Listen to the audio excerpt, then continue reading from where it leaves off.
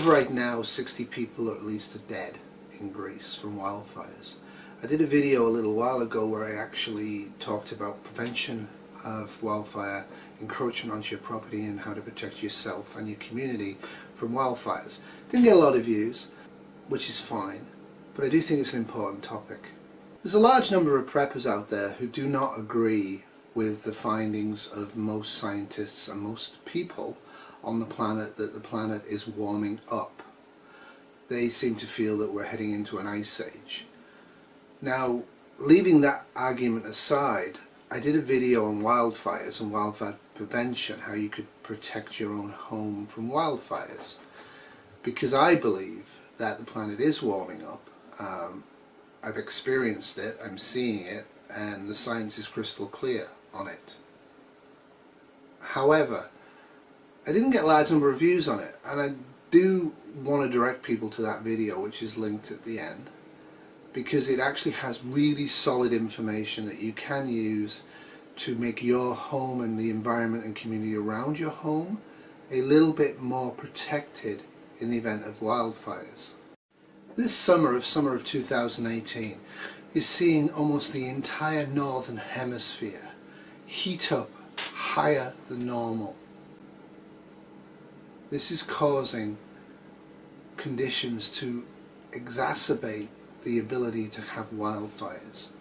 We're also seeing more and more prolonged and serious droughts, with occasional massive flash floods.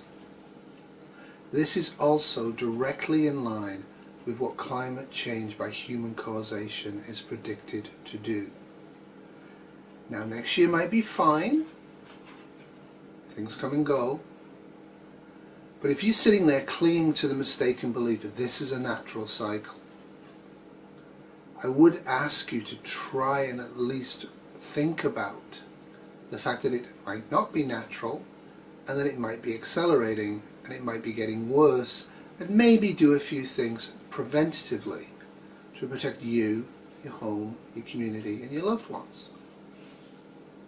That's all. If you are mistakenly believing that the ice age is coming and making no preps whatsoever to deal with a hotter world, a drier world, a world more prone to flash flooding, more prone to massive snowfall and ice storms, and disruptions caused by human-caused climate change, you're not prepping. Sometimes you need to prep for things you don't believe in. Now, I feel it's fairly obvious that the humans are causing climate change. I don't think you can burn 500 million years worth of stored solar energy over a couple of hundred years and increase the population to 7.7 billion people and have no effect on the climate. Some people believe that, that's fine. So Sweden, Northern Ontario, Colorado, British Columbia, California, Greece, Russia, England, good old England, are having such a heat wave in 2018, in July of 2018, after a prolonged cold and wet spring, that wildfires are breaking out in places that they traditionally don't break out in, and it's catching people by surprise. So why is this happening? You tell me. Why are we having so many more wildfires right now? Just north of Toronto I am. Last year was a great summer, it wasn't bad. This summer so far, Toronto has exceeded 30 centigrade, and you can add humidity on top of that, on 18 days so far this summer. The entirety of 2017 we exceeded that figure. In the entirety of 2017, all of the summer, Toronto had 9 days where it was over 30 centigrade. In its role in the current heat waves, I believe it's not wrong if it's true, because these heat waves will get worse and worse and worse with the coming years ahead of us. The new year, 2017 was bad, 2018 is terrible, 2019 might be fine, might be really, really bad. We need to take this seriously. There's been massive recorded temperature spikes right away across the world this summer. The hottest ever recorded temperature ever in Africa was recorded in the Sahara Desert, where the temperature hit 51.3 centigrade. So what you're saying? It's Africa. It's a desert. It's the highest ever recorded reliable temperature. Ever. Japan has been sweltering with 40 centigrade plus heat waves. People are dying all across the planet. It's causing power shortages in California along with the fires. Lots of people died in Quebec, okay, the elderly, the vulnerable, but initially with climate change, they're the people that are going to die. They're the people that are going to suffer. But if it gets worse, and I believe it will get worse, it's going to be everybody else as well. Now the jet stream is also one of the factors, and the one we're having right now, the jet stream is extremely weak, historically weak, and as a result atmospheric high pressures are hanging out for long periods over the same places, which causes dry, hot conditions. Now the other issue is that the temperature, the surface temperature of the North Atlantic Ocean is substantially hotter than it usually is.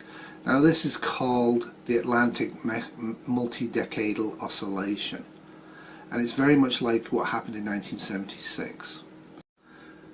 So over the last 40 years, the amount of carbon dioxide, which does cause global warming, I'm not quite sure why people are now pretending it doesn't, it's quite clear, we've known about it since the 19th century, is actually much higher than it was in 1976. So any other additional issues, for example, the jet stream weakening, is going to have a much higher effect than it did. So a lot of people were trying to evacuate from the wildfires in Greece, and this is again what I said in my original video. People evacuate far too late. If you have wildfires in your area, consider bugging out before you're ordered to, or before a watch is even done. It is far safer to be outside of an area where wildfires are than to be trapped inside it. Now what happened in Greece is it's heavily populated, there's large numbers of tourists, you have basic cul-de-sacs because of the topography of the coastal areas. When the wildfires came, people tried to fight them, and then they tried to evacuate. As you can see from this picture, we're reliant on plastic bottles of water, which is actually not a great thing for the world's oceans, nor is it great for climate change, but that's what we do. We have short-term responses to long-term issues. We're not seeing the pattern. What we're seeing is local events triggered from global changes, and we respond in ways that actually aren't helpful to mitigate the global changes. But that's what people do. So people got burned in cars, people tried to evacuate to the beaches, the fire brigade had their hoses, of course there's not that much water, but they used what they could. People evacuated to the beach, and then the beach caught fire, and the smoke and the flames from the beach killed an awful lot of people. Homes have been destroyed, people are dead. Obviously this area is devastated. Obviously the people there are going to take wildfire prevention very seriously in future, and it's just tragic. This has happened in Greece. This has happened all across the northern hemisphere this year. How much risk are you at in your home from wildfires? If you're at any risk at all, and most of us are at some risk, I would ask you to look at my original video on wildfires, go at the links, download the PDF files, think seriously about how to mitigate the possibility of wildfire entering your property line and then burning your house down. There's very little you can do at all once the fire has hit your home. Now the other part of this is the bugging out. As I pointed out, people try to bug out by car because that's what people do, because people cannot conceive of bugging out elseways. In a situation like this, if you have not bugged out, obviously, clearly, hanging out by the car, looking at the flames coming down towards you, wondering what to do, most people are fit and unwell, reluctant to leave their cars, you're in trouble. If you don't have some bicycles, get some. If you can't ride a bike, learn how to. A bicycle is going to be able to get through roads that are jammed. A car will not. I don't care what sort of a tank you've bought. You're never going to get through a congestion like this, and that puts you and your family at risk. Do have hoses. Use the hoses a lot. Pre-wet the ground around your home. Pre-wet the home. But again, as I said in the video, do not have long grass. Do not have trees. Do not have shrubs within 30 yards of your property, preferably 100 yards out. Consider making your own little fire breaks if it's coming serious. The temperature of the planet is increasing year on, year out. There's no such thing as a pause. There's no such thing as an ice age about to happen.